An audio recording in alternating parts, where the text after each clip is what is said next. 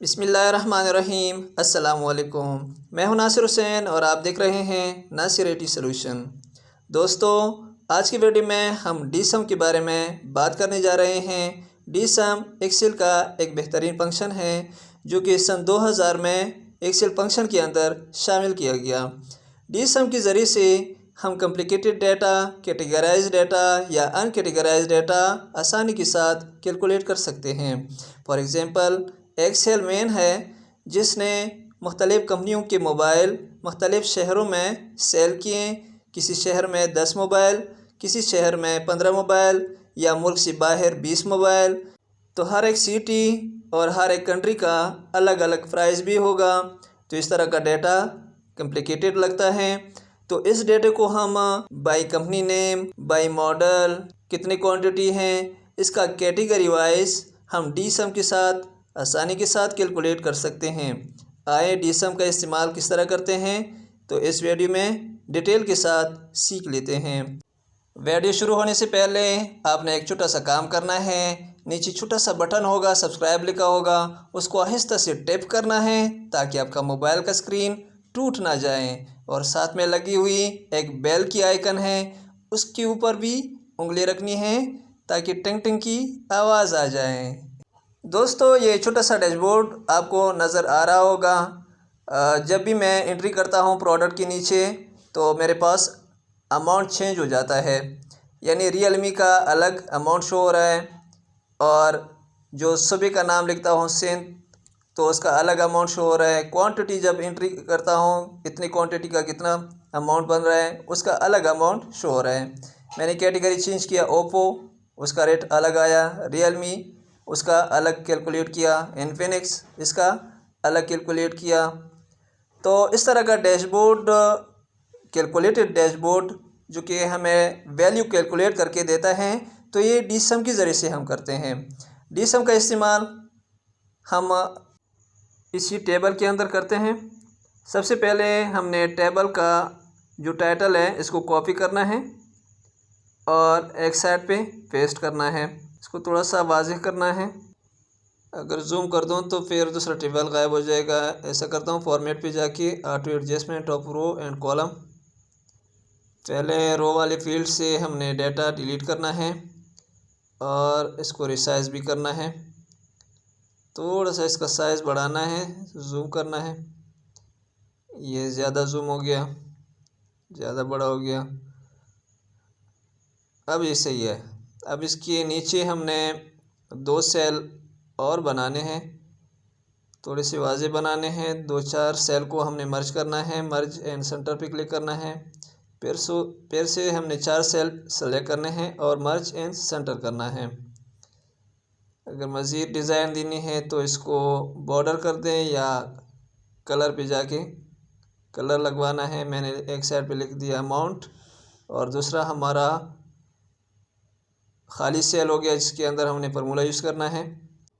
Formula cell का font भी change करते हैं, इसको बोल्ड करते हैं एंड वाइट करते हैं ताकि हमारे लिए फार्मूला वाज़ेह नज़र आ जाए। इज इक्वल टू डीसम, टैब का बटन दबाएं, पूरा फार्मूला आ जाएगा। ब्रैकेट स्टार्ट, डेटाबेस, यानी वो कौन सा डाटा है जहाँ से आपने सम लेना है या कैलकुलेट करना है। हमारे पास वो डाटा, ये टेबल है, पूरा table with title with serial number select करना है।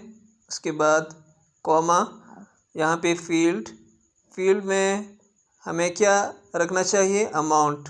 हमारे पास क्या है, यहाँ पे अमाउंट है। अमाउंट के सामने हमें रिज़ल्ट आनी चाहिए, यानी टोटल अमाउंट आनी चाहिए।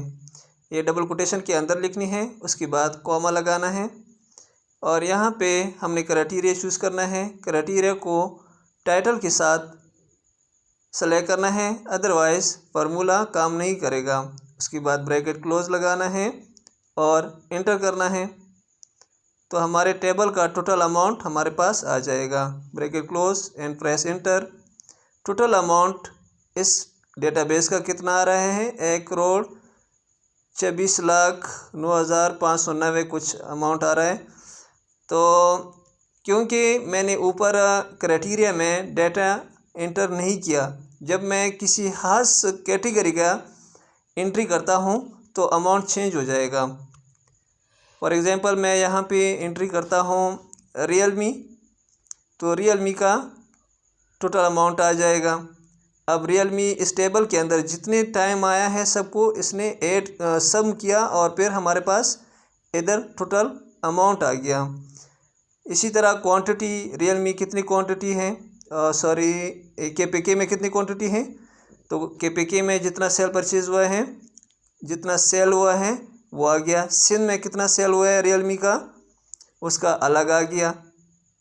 इसी तरह क्वांटिटी में अगर आप एंट्री करें तो क्वांटिटी भी आ जाएगी और उसी क्वांटिटी का कैलकुलेटेड वैल्यू टेबल से कैलकुलेट करके यहाँ पे हमारे पास अमाउंट आ जाएगा। मैं ऐसा करता हूँ, इसको डिलीट करता हूँ, एक लिस्ट क्रिएट करते हैं। डेटा पे जाना है, डेटा पे जाने के बाद डेटा वैलिडेशन पे क्लिक करना है और यहाँ अलाउ में सोर्स के नीचे लिस्ट सेलेक्ट करना है एनी वैल्यू की जगह, और यहाँ पे पूरा लिस्ट जितनी भी हमारे पास प्रोडक्ट है उसका एक लिस्ट बनाना है हमने पूरा सेलेक्ट करके ओके करना है। तो इधर मेरे पास लिस्ट आ गया। अब मुझे इस टेबल की ज़रूरत नहीं पड़ेगी। हमने क्या करना है, जस्ट इस लिस्ट पे क्लिक करना है, मेरे पास डायरेक्ट इधर अमाउंट शो हो जाएगा।